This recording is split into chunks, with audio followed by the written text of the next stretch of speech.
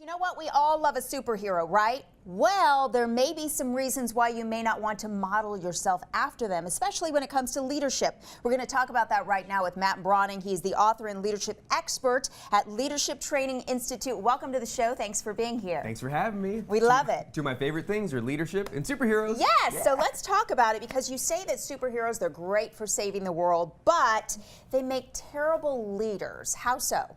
Well, you'd be shocked to find that if you look at the character traits of every great superhero, every one of them has a leadership trait that any leader should avoid.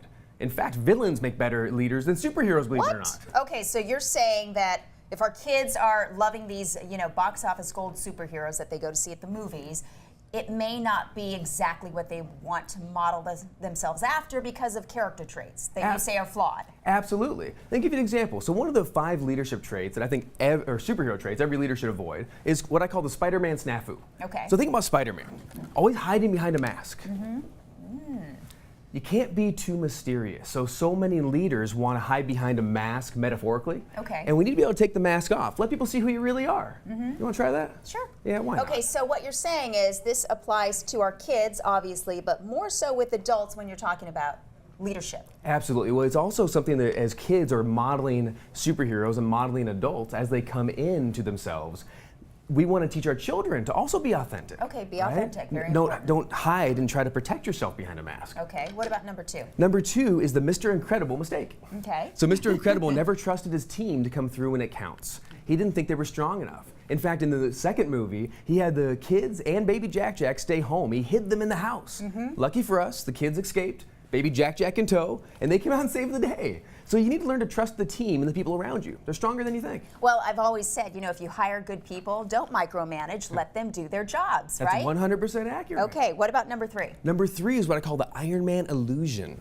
Now, Iron Man, he believed his greatest strength was in his armor. And as a leader, we need to teach our children to be vulnerable, to show, when we're hurt, we can show someone, tell somebody. And as a leader of a company or a team, we got to show them when we're hurt. Right. Show them our scars and our wounds. Don't hide behind the armor and pretend that we're stronger and better than we really are. And that goes back to being authentic, right? Absolutely. When something's not working out right, be authentic and be honest with your team. They appreciate it so much more than we would ever imagine. And they learn a lot in the process. What about number 4? Number 4 is what I call the hectic Hulk. This is my favorite one. This is one that a lot of people relate to, being too emotional. You remember, in all the movies, Hulk smash. Right, right. There's no emotion there except aggression. None whatsoever. But as a leader, we also, whether it's children or leaders of teams, we need to teach people that we can't react to every little thing. Okay. Right? You can't fly off the handle right away. So learn to slow your reactions. Slow your reactions. Okay. Stop and think. You're going to want to try this on. Take a deep breath. Take a deep breath. Stop and think. Rather than reacting, take some time to contemplate. You'll avoid a lot of stupid mistakes. Okay. Pick your battles, right? Absolutely. All Pick right. your battles. Last but not least. And the last one is the Superman screw-up. Not knowing what your kryptonite is. Now, every leader, in fact, every human has a kryptonite. So whether it's self-confidence, whether it's some kind of a doubt, time management, bad communication, me, it's time management. Like if I don't realize, I don't pay attention, I can get lost in the moment with people so easily and then be running late to something. I'm curious, what do you think yours is?